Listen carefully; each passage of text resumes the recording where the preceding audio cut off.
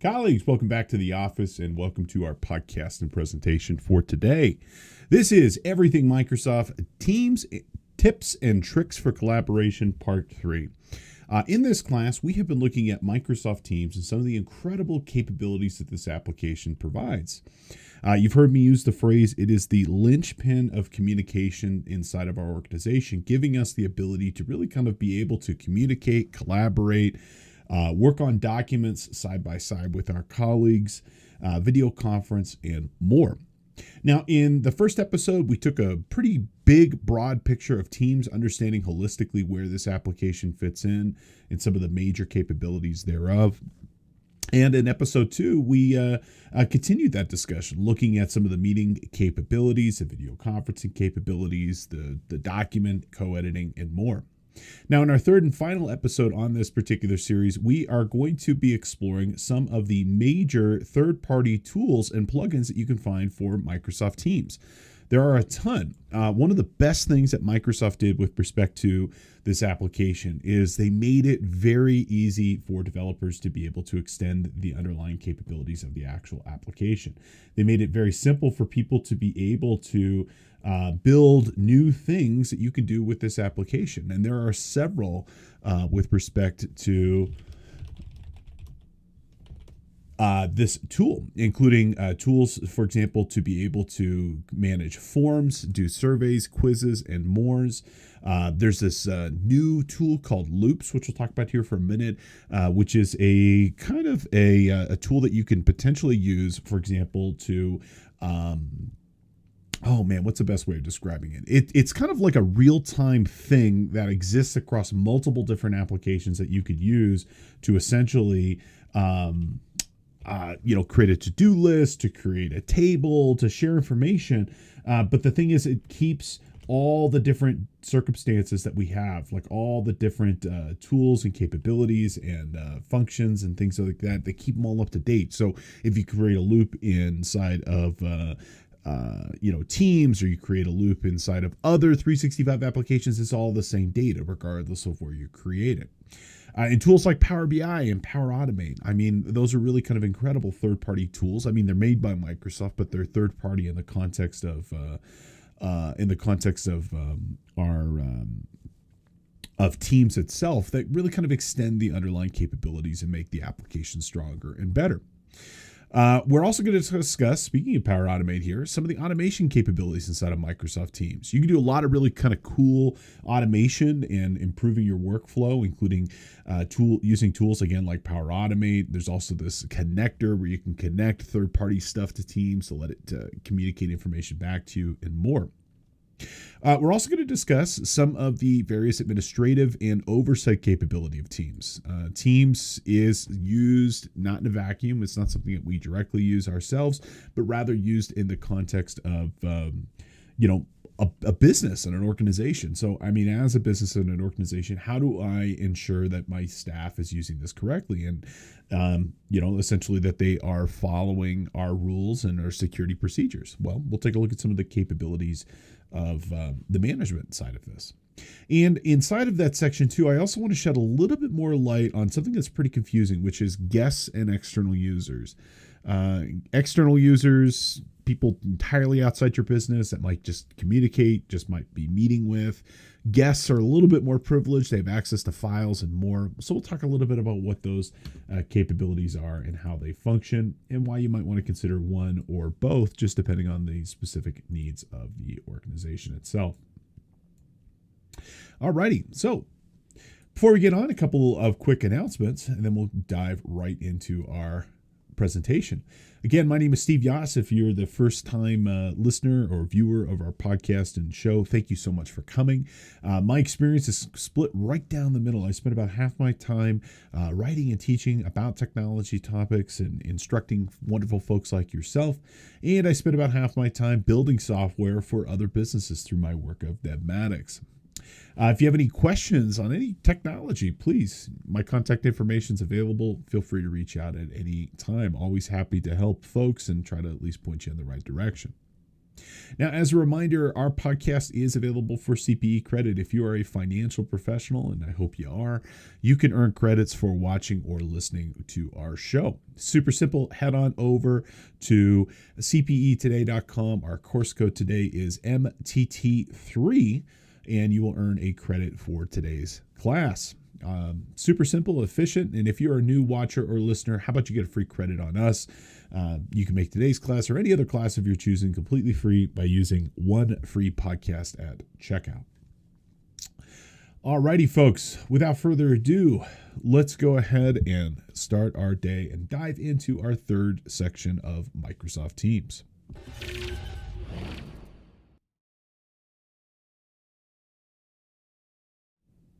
Alrighty, so in this third section, we are going to be looking at first those third-party tools for Microsoft Teams, and there are a lot of them. Now, what you need to know is that really kind of most applications today are what we refer to as extendable. And extendable gives us the ability, when a product is extendable, gives us the ability to create add-ons that make the underlying application do more than what the original developers or designers intended it to do. Teams has over 700 third-party add-ons that are available right inside the application.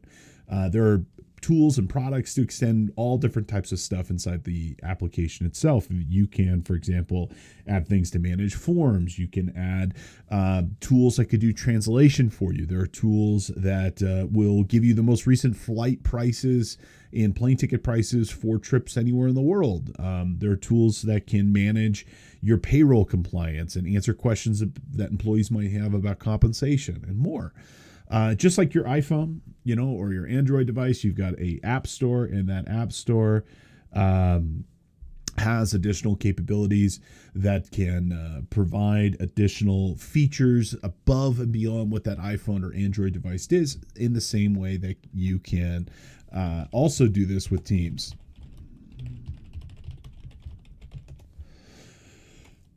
So now we have what are called developer tools. Now, these developer tools can be called either an SDK or an API. An SDK is a software development kit. An API is an application programming interface. And these allow you to be able to create specific things for your business. So if you're looking to provide specific capabilities to your company, like for example, if you want to bring in your file management system or your specific way of customers interacting with your company, or specific employee abilities and more. And you can do that by just building off this SDK. And that's kind of cool because it gives you the ability to be able to provide specific functions to your organization. Now, what's also cool is, let's say you're not a software development company, which frankly, many people aren't. Well, they can use another tool from Microsoft called Power Apps, where you can build features and functions of your business directly into Teams. And this is a low-code solution to kind of build custom software for your business. It gives you the ability, and these are simple apps. It's not intended to be something crazy complex, but rather you could use this to build, let's say, for example, tools for your sales staff that are out in the field to be able to collect information to produce a quote, or service staff, that again are out in the field, or maybe it's an inbound call center to collect information about customer warranty requests and more. These apps that you build, they can be used all throughout the application. They can be used potentially in chat. They can be used in Teams and channels, as well as in meetings.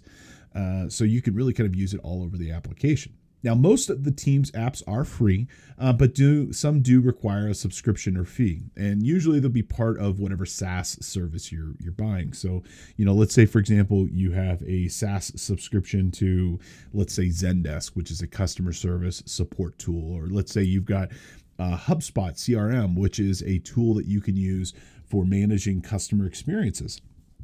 Well, you're not going to pay more to use it within Teams, but what I will say is that you would be getting that ability to be able to use it in Teams in the context of your subscription to that actual service itself. So that's kind of generally how that works. And that's what you can kind of expect.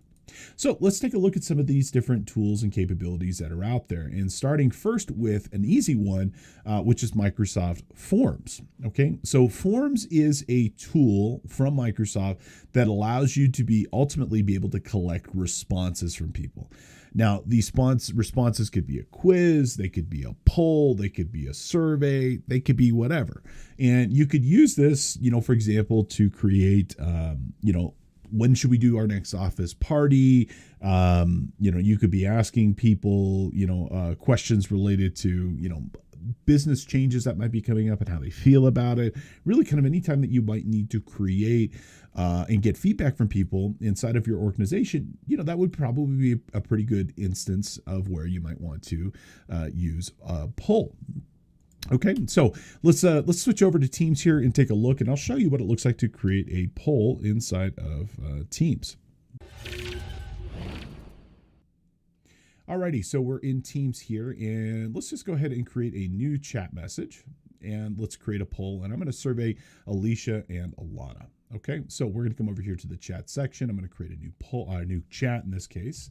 So we're going to go ahead and add Alicia to this chat, and we're going to go ahead and add Alana to this chat. And let's just go ahead and say hello to them both. And you know what? Let's go ahead and let's add my other account here. Let's add Steve too. This is my demo account. I'm going to go ahead and add my normal account. So I've created a group chat here, and let's go ahead and say hello to everybody. I'm going to be showing the add-on tools for Teams. And let's go ahead and show how we would add a form. Okay. Now, a couple of things I want to draw your attention to with respect to adding either a form or a tool or really kind of anywhere else inside of this is the fact that it can be added in a couple of different places. So you'll notice down here at the bottom, we've got some different icons that show up here. And from here, we can, for example, add a approval. We can go ahead and we can add a badge. We can just click also this little three dots here, which represent, always kind of like additional menu options. And you'll notice here where we can select find an app. And I could type in forms as an example here, and that'll pop up. Now, this little section of adding an app is available in several different places inside the application. You can do it here with these little three dots that pop up. If you also click up here to this little plus icon, this is also where you can add a tab and add third-party functionality as well. And you can see there's more tools and features available. And if you click over here on the lower left-hand side, you'll see a little app button here. Okay, you can also click that and you can add a third-party app. Let's go ahead and add our forms first, and then we'll go take a look at just showing you the marketplace where you can find some additional capabilities. So I'm going to go over here and click this little three dots. We're going to go ahead and search, and we're going to search and find forms. Okay, and this is going to pop up. It's going to ask us to add an app. Now, before you can add a product or service here, it'll tell you what it can do. So it'll say, hey, app features. It's going to be a tab feature. It can be a bot. It could be in messages. It could be in notifications. And then really important down here, it's also going to list the different permissions that are going to be required for you to be able to use this tool. So for example, it's going to be able to send and receive messages. It's going to be able to read information about a channel or chat, the ability to mute incoming audio, so on and so forth. I would tell you to always review this to ensure that you are picking up products that fit into your organization's workflow, and that you're not doing something that's going to be in violation with whatever your company sets forth. Okay, and then below here it also tell you about other apps that are kind of similar. Microsoft has a ton of them, so you can see all the different products and services that they offer. And if this looks good, you can go ahead and click that add button, and that will go ahead and add forms to this specific channel. Now, I happen to have a birthday coming up here, and both Alicia and Alana are invited. So let's just do a quick question here. What barbecue meat should we have at Steve's birthday party? Okay, let's do carne asada. Being a good Southern California Angelito, carne asada is a staple of our diet. Let's do pollo. asada. Okay, chicken asada. And let's do one more option here. Let's do carnitas. All right. And we're going to go ahead and select this preview button here. It's going to go ahead and show us a preview of what that poll might be. And we're going to go ahead and click send. And that's going to go ahead and now drop that form right into our chat message here. And the people inside of this chat, in this case, Alana and Alicia, and I can as well on my other screen here. So I'll go ahead and do that. We can go ahead and vote, and we'll start to see some options pop up here. So we can see here that we got a couple of different responses that are popping up. Carne asada seems to be the winner here, but I'll just go ahead and say good news. We can get them all. There we go. Okay. So that is a simple way that you can add a form or a poll. In this particular case, you have lots of different abilities to not only just do simple stuff like this, but there are other forms that you could choose to do as well, and other capabilities that'll pop up here. You can, for example, indicate that they should have multiple answers. You could say, hey, I want to record the people who are responding to this. So I have, like, the names of the people who are responding, and more would be listed. Now, this also will have different capabilities if you add this in different areas of the application too. It'll look a little bit different depending on where you are and what you're using. But that's an example of a simple tool that you can use to extend the capability of Teams to do more stuff. Let's take a look at the store real quick, just so you can see. And it's not really a store. It's more of like, a listing of all the different apps. So you can just kind of get a sense of, beyond forms, what other stuff there is. And we'll talk about a few more of these things. So if we click over here to apps again in the lower right-hand corner, this is going to kind of bring up what I like to think of as kind of like the app store of Teams. And it's kind of a curated view of by category and by functional use of some of the different products and services that are part of Teams that you can add. And so you could search for stuff here in the upper left-hand corner. We could just go ahead and type in a search if there's a particular product we're looking for. And then you could also look through this curated view. And so if we look over here under apps, we can click this popular on Teams, and you can see some of the major features and applications that are here. So our forms, which is the one we did, create quizzes, polls, and surveys. We could add communities, which is a interactive tool that allows you to kind of bring in some social networking aspect into Teams. We can create a calendar, and then there's going to be products that aren't made by Microsoft too. Okay, so we got this tool, Polly, which allows you to be able to capture feedback from your team and get a sense of like what's going on inside their business or inside the business and how they're feeling about it. If we scroll down here, there's another tool called Miro, which is a whiteboarding tool. There's Jira, which is a very popular and commonly used software development application, and more. There's lots of different tools and products that you might want. If you click over here to top picks, again, there's just some additional tools. Now, these are some of the more popular ones that are out there. So there's tools for presentations. There's tools for making decisions. There's even a 360 tours tool, which allows you to create tours about something, so we can see here, it looks like it's got some 360 pictures of that you can explore of Paris and other parts of the world. Oh, here's a cool one, ArcGIS from Esri. I'm a analytics nut, and ArcGIS is one of my favorite tools out there. This is a tool for doing geospatial analytics with maps and more. Pretty cool. It looks like it'll do a chatbot where you can ask questions about geos and stuff like that. Pretty nifty. Now you can also explore down here. We can see what some of the better best-selling products for stuff that you have to purchase. We can see it broken down by category. We can also see stuff broken down by industry as well. So you can find stuff, for example, let's say you're in finance, financial professional. Here are the things that are very common in finance-oriented organizations. So we got Adobe Sign, DocuSign. Looks like we got some other stuff over here. Here's kind of a cool one, Coffee Pals. Okay. Build personal connections in your company through spontaneous coffee meetings. Coffee Pals randomly assigns people in groups every week to meet for coffee chat. I could see how if you're in a big business, this could be really kind of helpful to kind of create community and engagement inside the organization. So this kind of gives you a sense of some of the of where you can find these. I'm going to show you a few of my favorite ones here in a moment.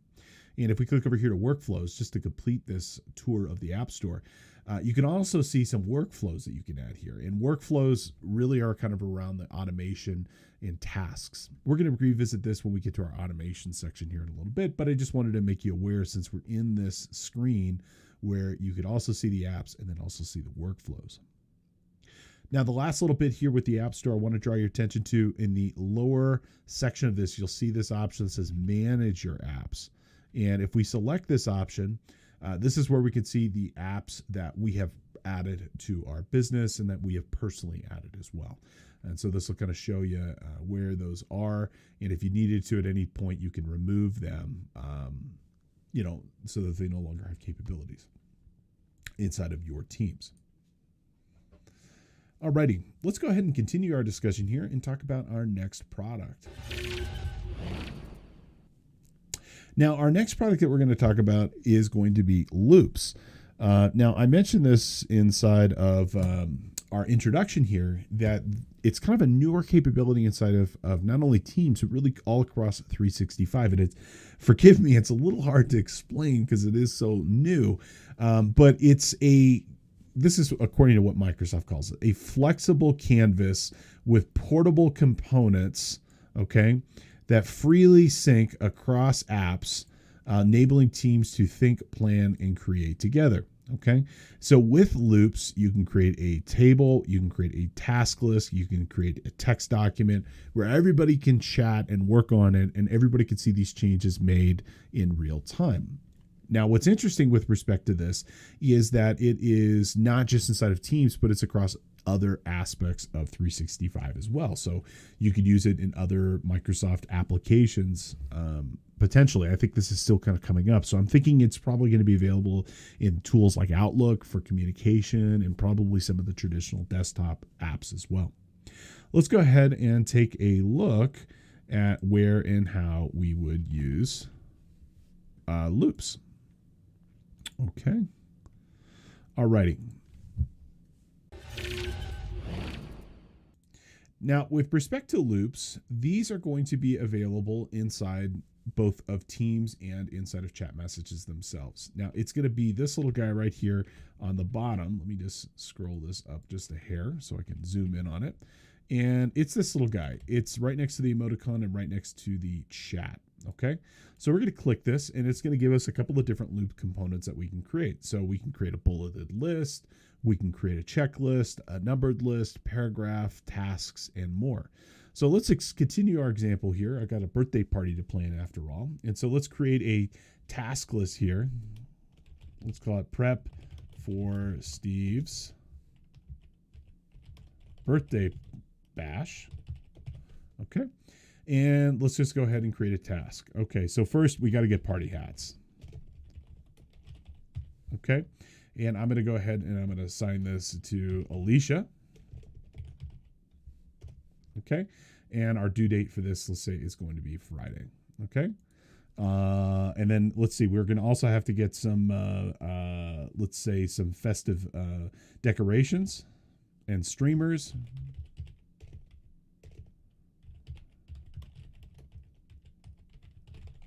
Okay, and I'm going to go ahead and assign that to Alana. And I'm going to get those a little bit ahead of time. So we're going to say maybe those on Thursday.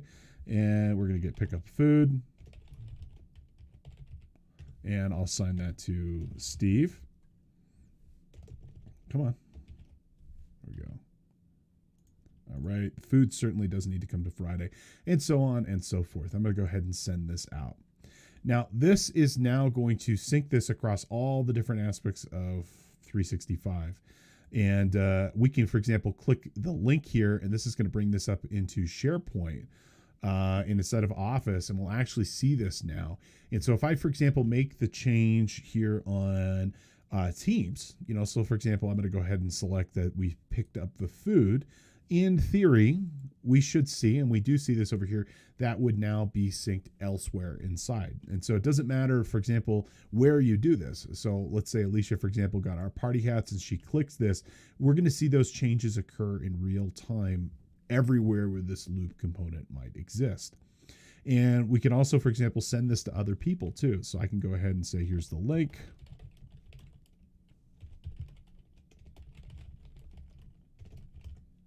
Okay. And they could open that in email. They could open it up inside of their browser or wherever else they'd like to do it. Okay, now other loop components that are there, we could do, again, we just did our task list, our checklist. We could create a paragraph. Okay, so let's just simply create a paragraph. Let's say this is going to be our party invitation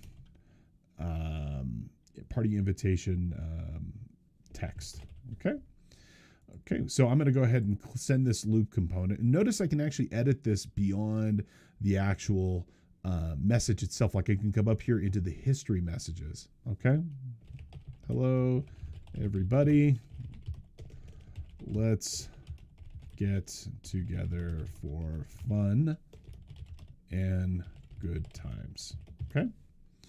And that is being reflected in real time with both Alicia and Alana. And if you happen to be on this, on the actual page itself, like on the web, you'll actually see that text being listed and you'll see those people working too. It's kind of like an easier real-time document inside of Word. And I would also say it's kind of impromptu too. It's not something that you would necessarily replace Word. I mean, you would use this, I think, for kind of more like, again, impromptu text and other stuff like that. Okay, we can actually see Alicia is reacting, and who knows, maybe she'll come over here and write a little inside of this text as well, and we'll see that reflected inside of this document in real time. Okay, cool. And we can see here that Alicia's working on it. Here, I'm going to come down here. Okay. Let's say Friday at 5 p.m. PT. Be there or be disconnected. There we go. Okay, and so all of us are writing in that inside of that in real time. Pretty cool.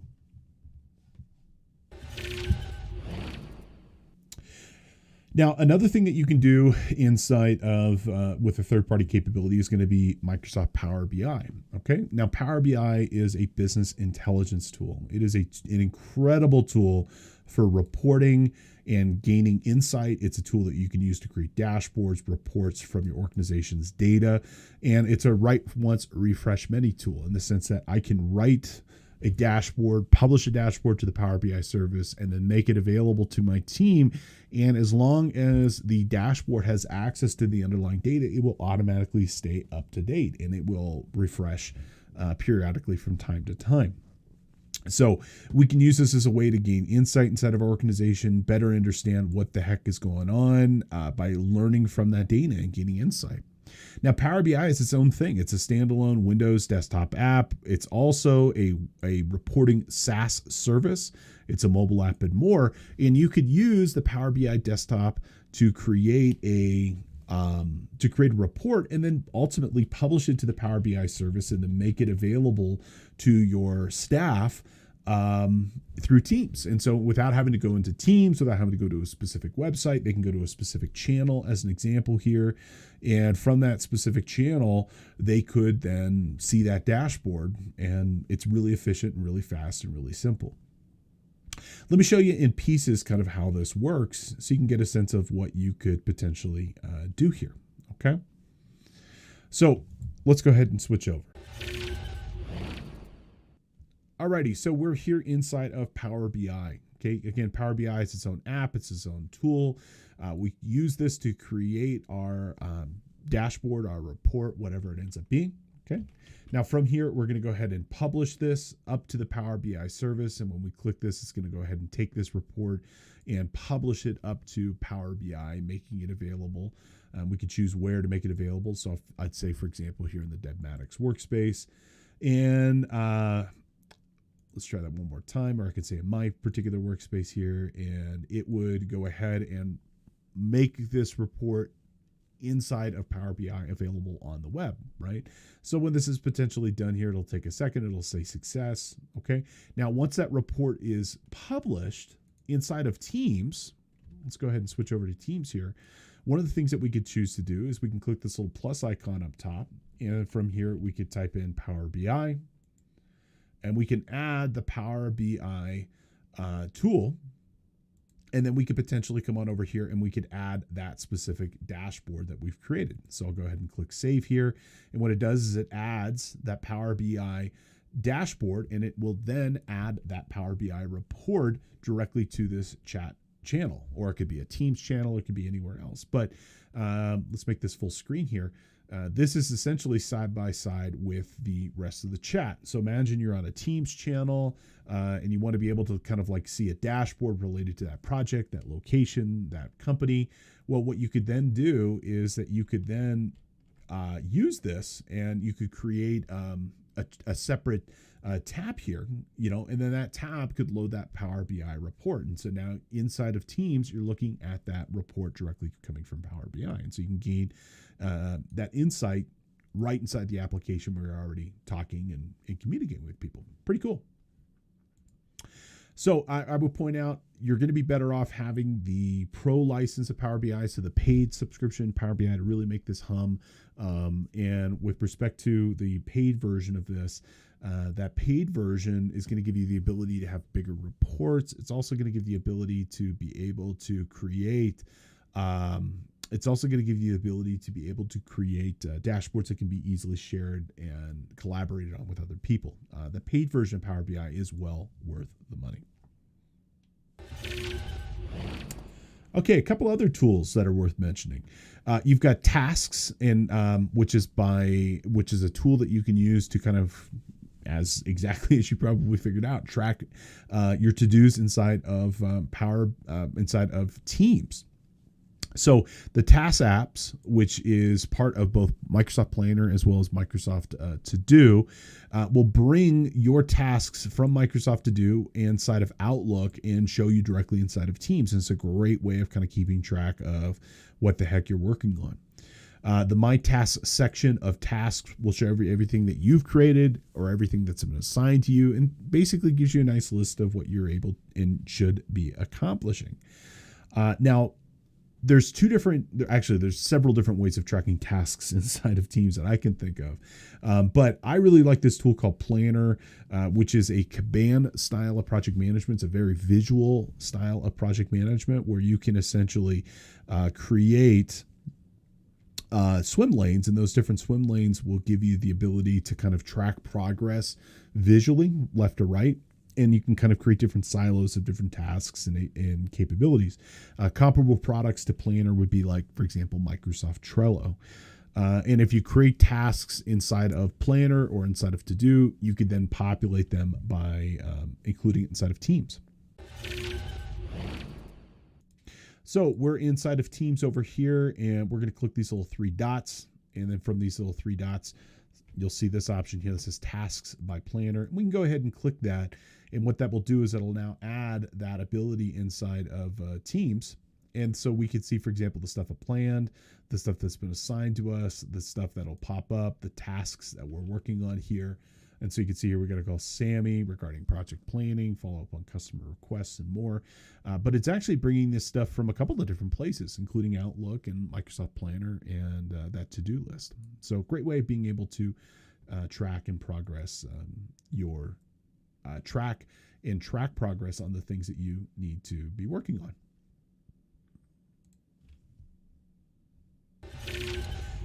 Now, another really cool capability, and we already talked a little bit about this in our Teams section in the prior episode, is this tool called Sharepoint lists. Now, Sharepoint lists are kind of like a quasi database.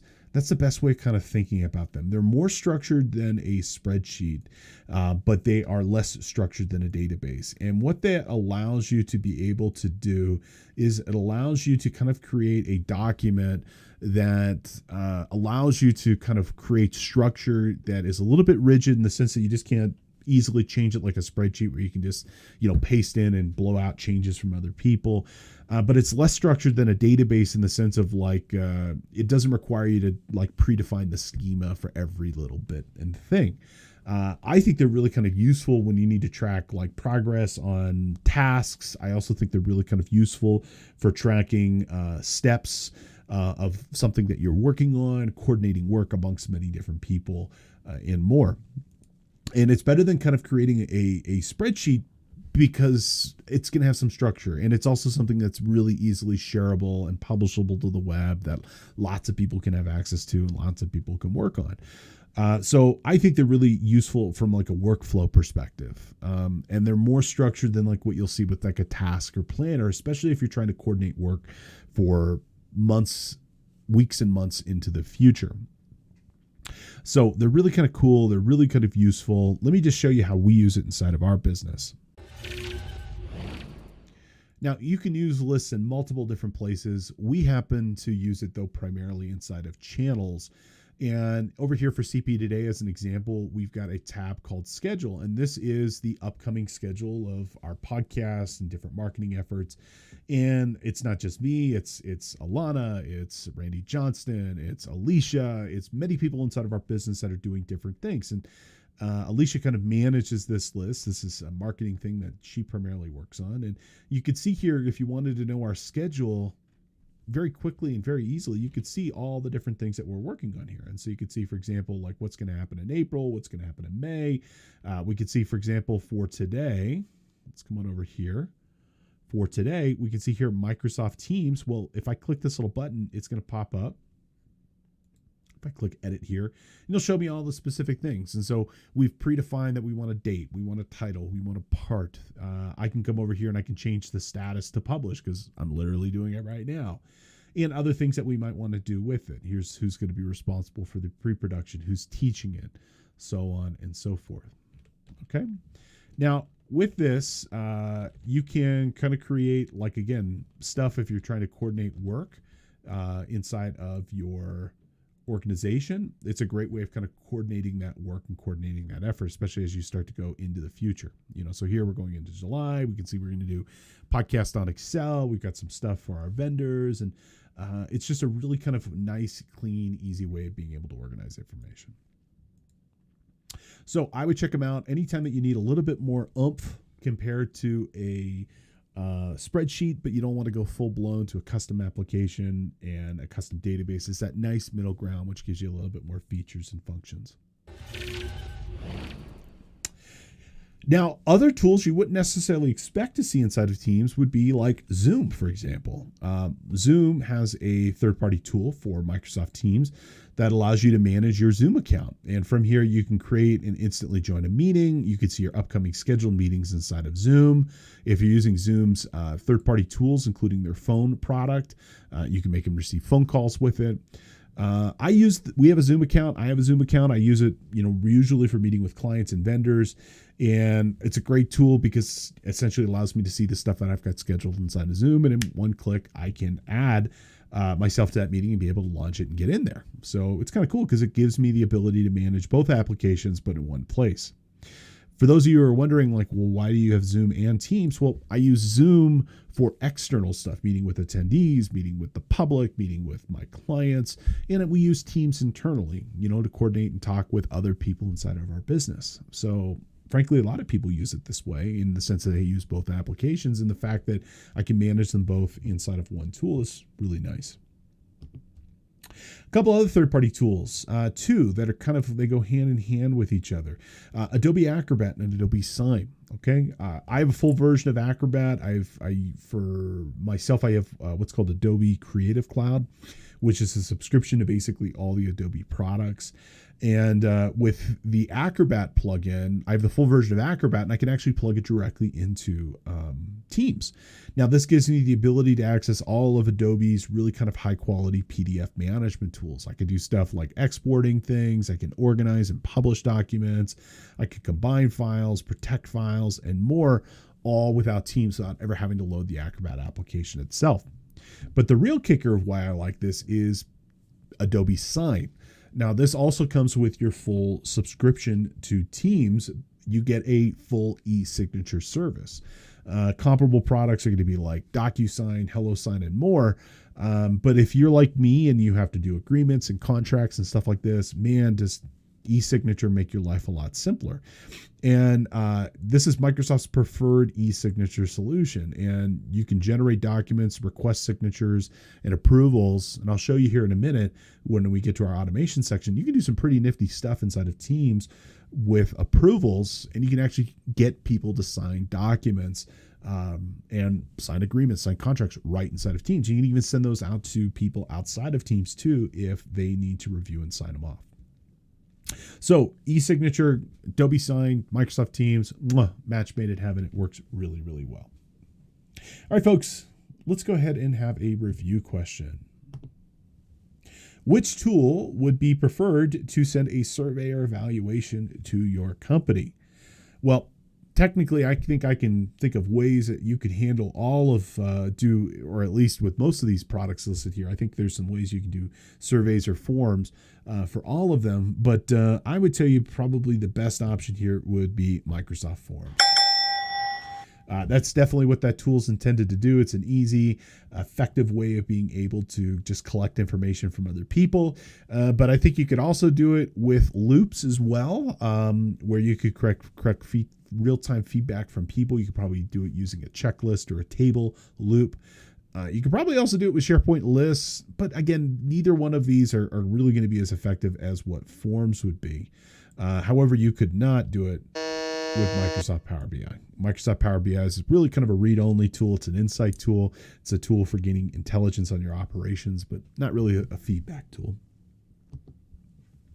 All right, in our next section, let's talk a little bit about automation inside of Teams, and just really kind of want to point you in the right direction and make Teams really kind of work well for you and to understand some of the different opportunities for improving automation inside your business. So the first thing I want to point you to are what are called connectors. Now, we talked a little bit about connectors in our Teams section in the second episode here, so you might want to refer back to that. But let me just kind of summarize it, and then I'll give you a practical example where Teams could really be useful with this connector capability. And in a nutshell, connectors allow you to connect Teams to external stuff. They allow you to have external services send messages into your Teams that you will ultimately see in a chat message or in a Teams post. And so you can receive notifications from popular services. There's lots that you could choose to use, and they basically can send you notifications when things are, let's say like an application's been accepted or something's being processed, or in the example that I'm going to show you here in a minute, when something's not working the way it should be working. Now, all of this, anytime you're using a connector, is really going to be coming from third-party apps. You can also use this in conjunction with what are called iPaaS tools, Integration Platform as a Service. So you could receive notifications from like Zapier, Power Automate, and more. Okay, and it's a great way, and this is how I use it, is to pull status update into Teams from really kind of outside of the Microsoft ecosystem of products. So let's go ahead and take a look at how you might want to use connectors inside of your organization.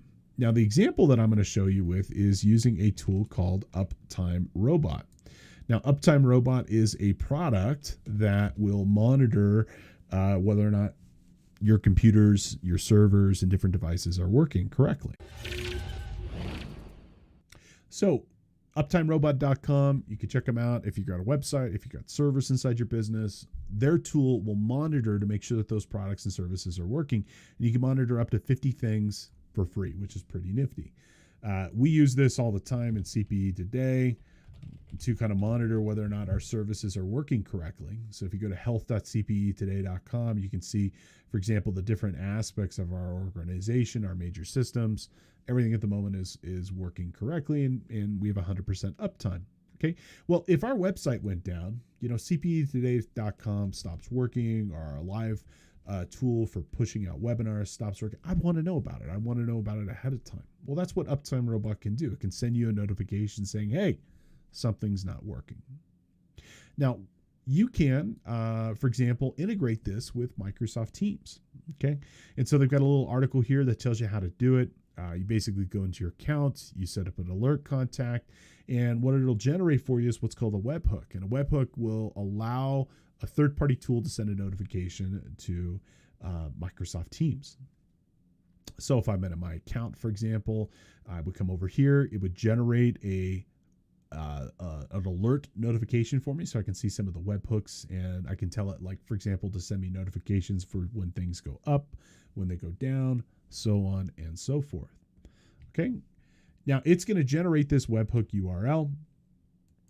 And then all we would need to do is to come into our Teams, wherever we'd like to receive this message. So either in a chat message, or in this case, I'm going to come over here to a channel message. And we're going to click these little three dots right here. And we're going to go ahead and then select connectors. Okay. And then from this connectors, we can choose a variety of different connectors. We can get connectors, and there's lots of different products and services that are supported: Trello, Forms, you can get RSS, Google Analytics, and more. But for me, I'm going to go ahead and choose this incoming webhook. I'm going to give it a name. So we're going to call this one Uptime Robot. We're going to give it an image so that we can easily distinguish that that is the Uptime Robot. And then we're just going to create it. Okay. And then once this is created, it will live inside of this channel, and inside of this particular channel, we'll come back over here to our Teams, or inside of Uptime Robot, give it that new URL. Let's go ahead and try that real quick. Okay. We're going to go ahead and give it this new URL. So we're going to go ahead and say webhook. Okay. MS Teams. All right, and then we're going to go ahead and say create. There we go. And so now, any time that a service goes online for our business and more, we're going to go ahead and see that notification pop up directly inside of this Teams channel. Kind of a little bit more complicated option, but we can see here, here's this. And so if a service goes offline, for example, we'll see a notification sent to this team, and I'll know about it. It'll come in from this one place. Pretty cool and pretty useful. And so anytime you would want to receive notification from other parties, from other services, or other platforms, you can use that Teams notification. And you could use that webhook capabilities and those connector capabilities to connect it directly to Teams. Now, another tool that you might want to use is the approvals process inside of Teams. Okay, the approvals process inside of Teams provides a really simple and effective way to get decisions made on things. This is part of the 365 platform. It's called the Approvals Hub, and you can create approvals inside of Power Automate, inside of SharePoint, inside of Dynamics 365, and you can create templates that you can reuse over and over again, or you can just create an ad hoc approval and then ultimately send it to somebody to review and approve. Okay. Now, we're going to use an example here just for a second. I'm going to, from Johnny Demo, I'm going to request an approval from Alicia for some time off on Friday. But this could be for stuff like time off. It could be for approving a project, sending out a customer notification, canceling an account, and more. Really, you can use this automation tool to really kind of provide any sort of like record keeping purposes for why decisions are being made inside your business. So if you're looking to kind of bring some more transparency with respect to your operations and why decisions are being made, or what that potentially affects or how it works inside your company, the approvals process can be really useful as a way of kind of tracking from and actually getting a sign off that's a verifiable thing. Now, you can also integrate this with Adobe Sign. So if you need somebody to e-signature something, you can do that as well. Let's go take a look at how we do an approval. So we're back here inside of our chat message with Alana and Alicia. And let's say I want to get an approval for something. Well, inside of the chat, right here, you'll see it's a check mark with a little hour.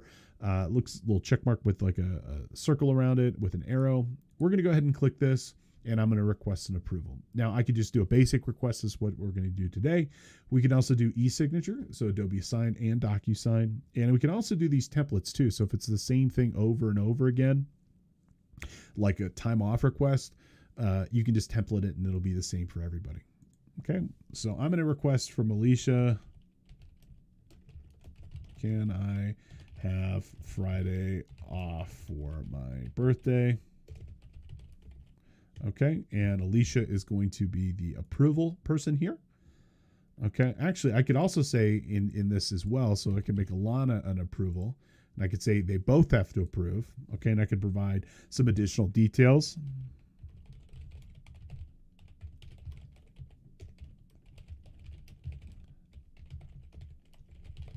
Okay. And we can go ahead and add attachments. We can set up some custom responses so that like I could give them different options to choose from, like, yes, have a great time. Yes, but you need to work the morning.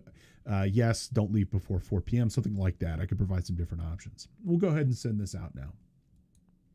So hopefully my two good friends and colleagues here will approve our time off request so we can get together. And okay, looks like I need to approve this. And there we go. And so it's going to take a second, usually when it's initiating this request, to get established. And then once it's available and set up, it'll say like requests sent. And then Alicia and Alana will both see this here, and they'll have the opportunity to respond. Just give it a second. Okay. And then they can respond, and we'll see their responses set. Now, while this is kind of setting up here, in the interest of time, let me show you one other thing that we looked at the beginning. Okay, here. So now it's requested. So we can see that it is now officially requested. So now it's out there. They now have the opportunity to respond. Okay, and we can see. Okay, since we're here, let's go ahead and finish this section. So we can see here, for example, now that it has been approved by Alicia, and I'm sorry, approved by Alana, and we have a pending response by Alicia. So hopefully she'll take that here in a minute. Now, if we click this view details, we can see the details of this particular request. Oh, looks like Alicia rejected my request, but she says I can take a half day. Okay, well, thank you, Alicia. I'm going to keep that in mind. It's a good thing I'm already teaching a conference that day anyway. But we can see that this request actually was rejected. Okay, but we have a nice verifiable, there's a record in the approvals hub inside of Microsoft where we can actually see the changes of this pushed through. Now, another approvals thing that you should be familiar with is, or not approvals, but a automation thing. If we click back over here to apps, and again, we come over here to the workflows section, lots of different automation stuff that you could set up here. And there's different templates that are in here. And these are using a tool called Power Automate. So for example, you could set up an automation to remind you to follow up on messages. You could set up, again, some approval stuff here, start an approval when a file is added to SharePoint, send a notification when a planner task changes status, notify team member when items change in a SharePoint list, schedule replies to be sent at a later time. It's kind of like snoozing a message or scheduling an email to be sent and more. But this workflows section here is going to bring together a bunch of different Power Automate capabilities to kind of automate some of the things that you do around Teams and other tools and platforms. And these are just templates. These are ones made by Microsoft. You can use another tool from Microsoft for Power Automate, where you can create your own custom workflows and templates and more. So you get a lot of features and capabilities using that incredible tool, again, called Power Automate. Now, Power Automate is one of many different products and services that are out there. They all kind of do lots of automation. They're trigger and action tools where something happens and go do something somewhere else and more. And really, frankly, they're really quite compelling to consider using. They can really save you a lot of time and effort. Alrighty, let's go ahead and have our second review question, and then we're going to go ahead and finish with some administrative and oversight knowledge for you, and then we'll wrap up for the day. Alrighty, which tool would allow teams to listen to virtually any external system? Okay, so what allows you to listen to any external system? Okay, is it going to be Power Automate? Nope, that's not the capability. Although, using Power Automate, you can connect to other systems and do things in other systems. It's not really going to allow you to listen to other systems in the sense that like you're going to get notifications from them. Is it going to be approvals? No. It's a great way for tracking when things are signed off and reviewed by other people. But the correct answer here is going to be connectors.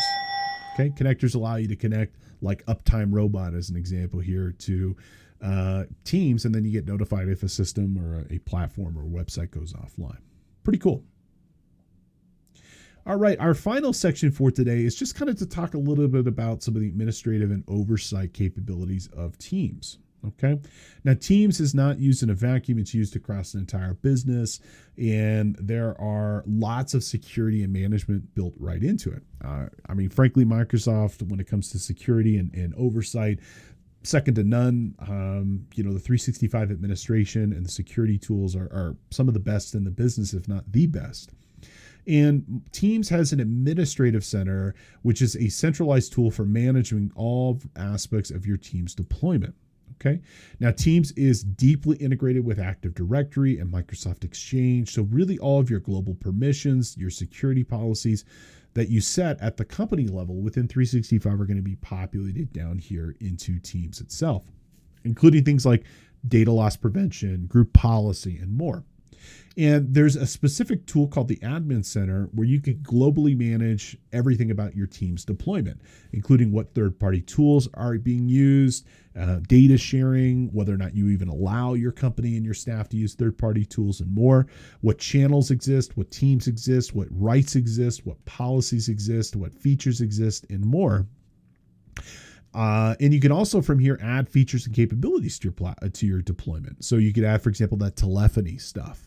So if you wanted to allow your team members to use Teams as a desktop phone to call landlines, mobile lines, well, you can add a calling plan and all those related calling options, including your voice response and your calling. When you call in, you got the auto attendant, all that kind of stuff can be set up right inside that Teams Admin Center. You can also pull utilization reports to gauge how team members are using the application, what features, functions, teams are being used the most, how many messages, how much storage is being used, and more. Now, I'll point out you need to be an administrator inside of your Teams deployment to use this capability. So if you don't have access to this, it's probably because you're not an administrator to Teams. You should definitely talk to your IT people about that. Now, other stuff that you should know, frankly, the security stuff, all best practices are being followed here. Everything's encrypted, everything's secured. Frankly, as I mentioned, Microsoft security is top notch and industry leading. They're one of the best, if not the best itself.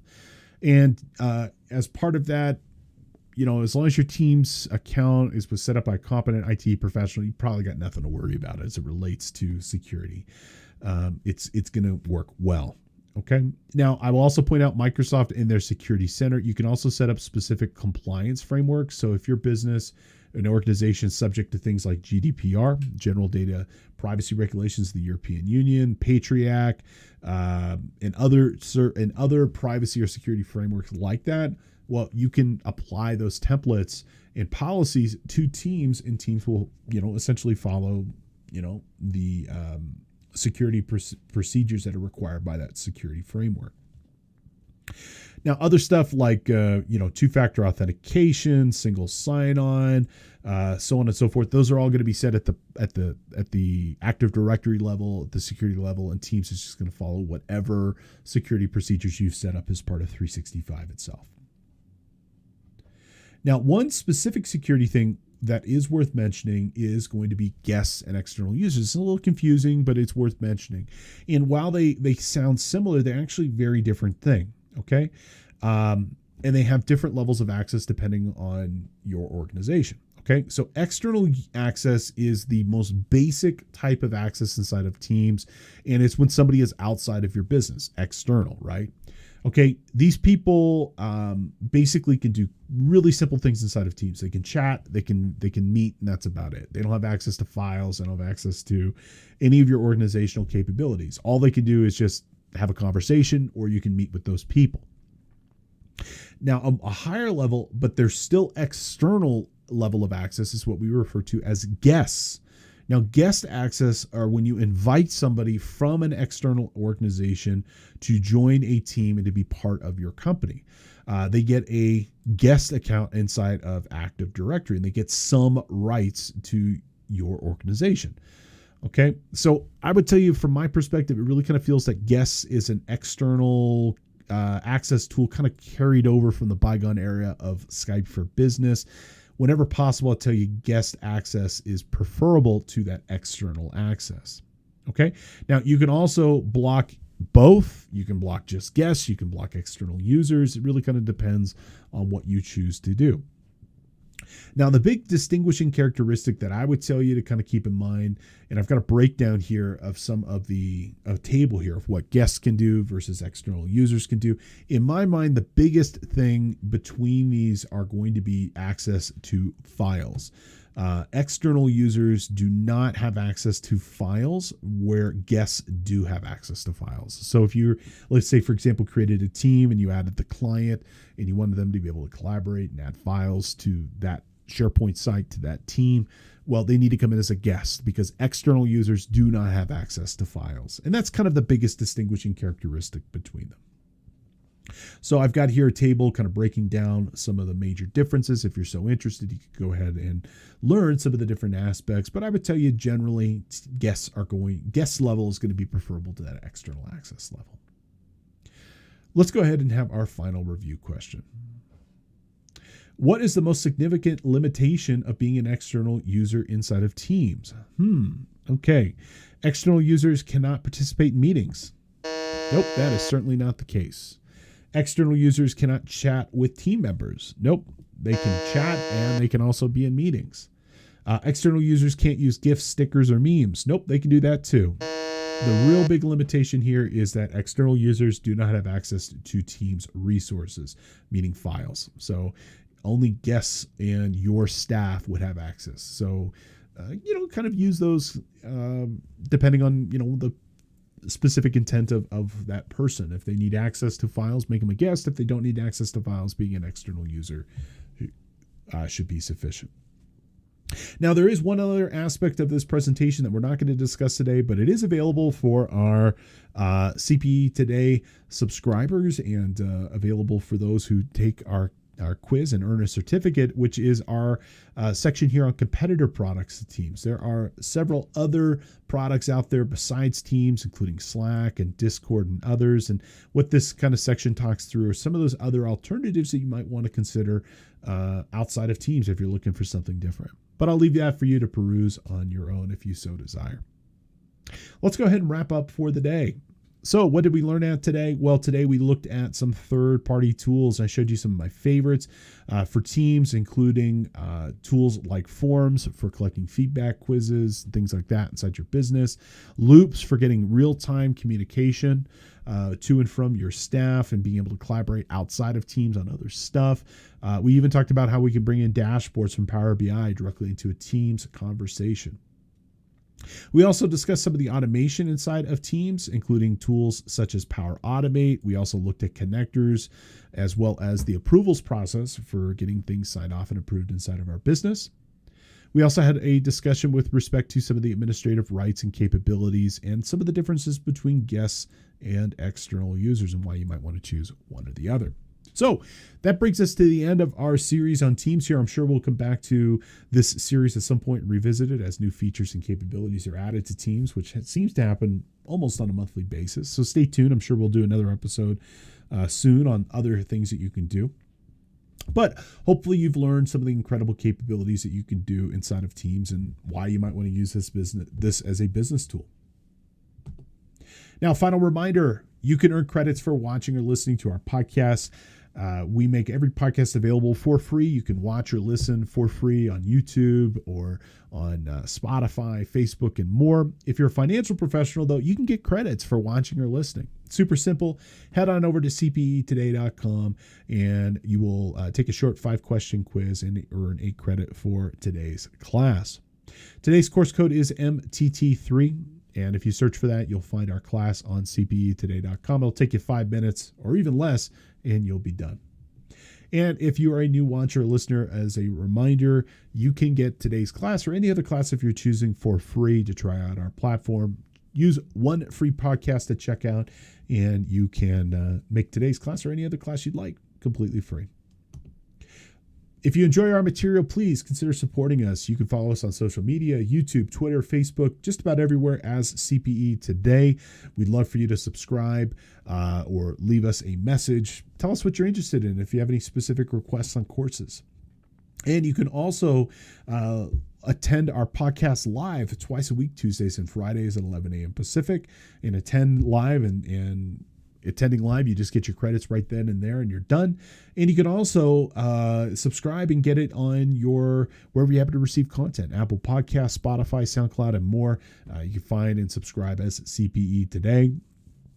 And you'll get our show delivered hot and fresh twice a week right to your mobile device, and you can listen whenever you happen to have time. Thank you so much for your time and attention. It is always a pleasure bringing you this material and presenting new things for you to consider checking out inside your business. I look forward to seeing you back in the office very soon. Take care. Best wishes and good luck.